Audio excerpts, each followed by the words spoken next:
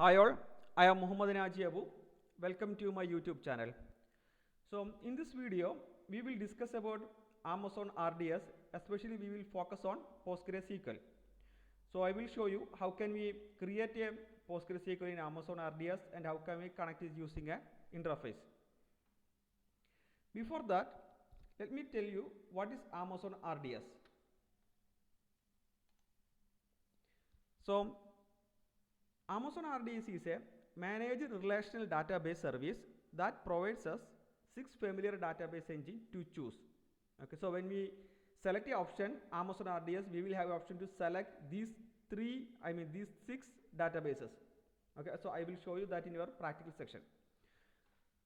So we can have an option to select Amazon Aurora, MySQL, MariaDB, PostgreSQL, Oracle, and microservice SQL Server. So major features of RDS, what they are saying is that it is a lower administrative burden. So Amazon is taking care of all the administrative tasks. Okay, so we can even schedule a software patch. Okay, and only that time it will update. Software update will happen during that scheduled time. Next is performance. They will be using like SSD to provide the high performance. And another really good feature is the availability. So here we can take the backup of the database and we can take the snapshot of the database to S3 bucket. Also they will be providing like multiple availability zones. And there is a option. So in a single click itself we can ensure that it is available in like multiple availability zones. And we will have option to enable the read replica also. So which will help the databases which has like a if the read traffic is very high, we can enable that particular feature also. The another feature is security. So this will provide, the RDS, Amazon RDS will provide the security in transit and the rest also. So this will like really help the project like healthcare domain projects and all those things, because that need like high security. And also like we will have they will provide the virtual private networks which will help us to make the database isolation from the outside world. And another option is manage availability. It will provide like different kind of tools and monitoring tools and the metrics, and they will also provide like if something went wrong, they will send the emails, messages, SMS, all those things. Okay. Another feature is cost effectiveness. So they will charge only for the usage and based on the hardware that we have selected, and we will have a option to start and stop for 7 days. So that is also the one feature that is RDS provides. So these are the major features.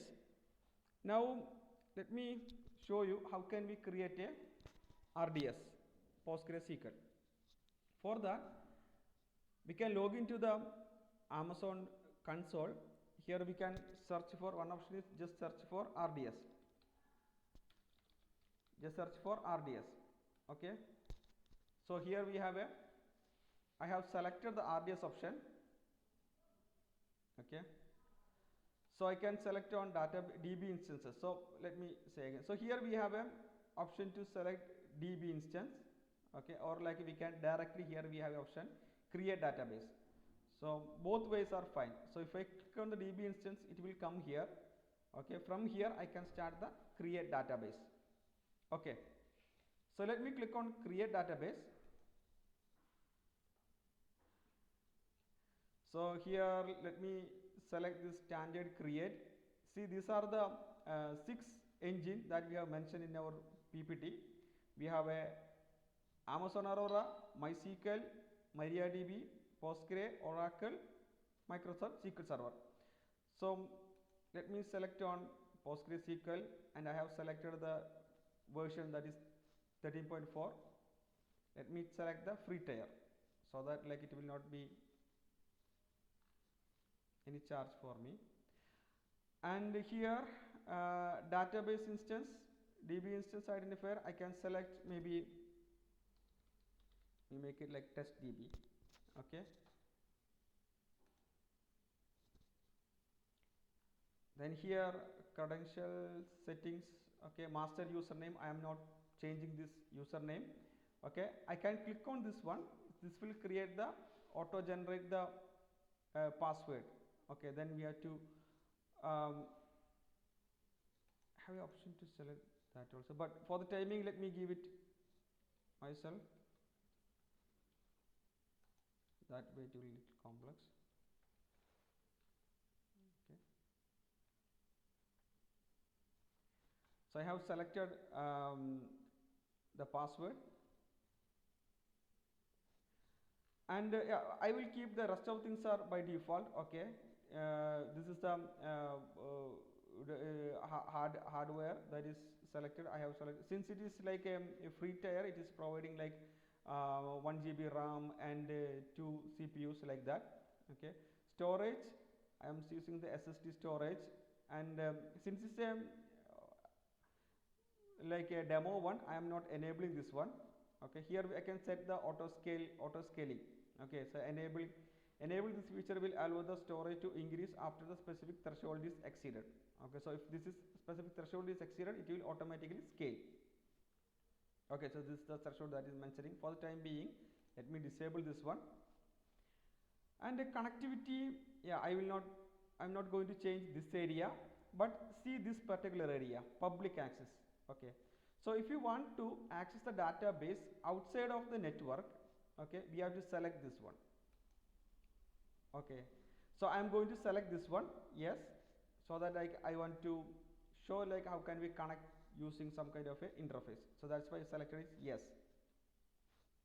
Then security features, I am using default security features, and database authentication option, we will use the password authentication. Then additional configuration, I'm not going to update anything here, so I can give a initial database name, and here backup. See how we will have option to enable the backup option, and how many days we have to keep that is also there. And here we have option to enable the encryption, all those things. So for the time being, let me disable all those things. Maybe I will keep it like this. Okay, anyhow they will not charge me much. Okay. So I am going to click on the create database. Okay, so I am hitting create database. So this will take a couple of minutes. So you can see that it is creating a database. Just click on this one. We can see that, okay, it is upping. So we will have a monitoring thing, have a logs here. Here logs, we can see that, okay, DB is created, monitoring and develop changes 0%, all those things, something is happening here. And the configuration, you can see that configuration.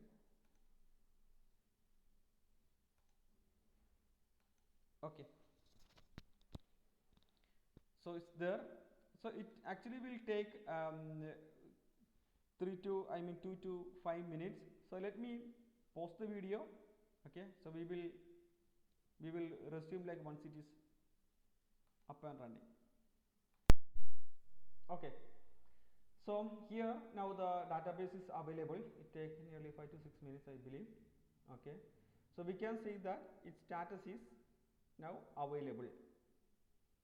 Okay, so we can open this one, click on this one. Here we can see the endpoint. Okay, and these are the security informations, and these are the monitoring information, DB connection count, free space, and all those things available here. And log information, configurations. Okay, so multi-zone is no, availability zones is no, storage is there, and it's ARN, all those things are here. Okay, maintenance and backup information, auto minor version upgrade is enabled. Okay, so all those things are here. Now I will show you how can we connect this to a DBUR. Okay, so in For that, first we have to copy this one. Okay, this is the endpoint. Then I have a TViewer open here. Okay, so here we can click on new database connection. Okay, here I'm going to select on PostgreSQL. Okay, just next. So here in the host part, just give the URL that is copied. Okay, ensure that, so when I copied, I have the, okay, I will show you. I have extra character, and so let me remove that one. And we have a database name is PostgreSQL and the username is Postgre, and let me give the password. Okay, now we can just try the test connection. Okay,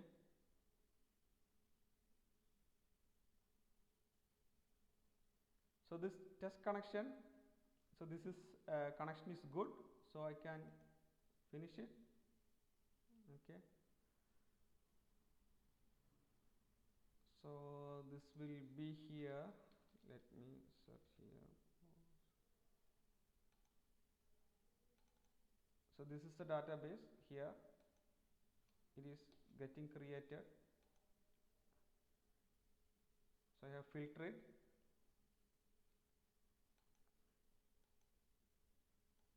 So this is my local database. So other database is getting created. Okay, it may take, I mean, not getting created. It takes some time to get it connected.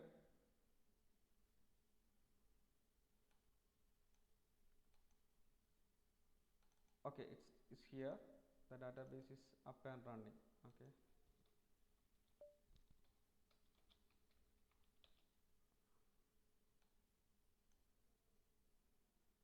Okay, so that is all about RDS database. I hope this video helps you a lot. Okay, so please do like and subscribe. Thank you for watching my video. Have a nice day.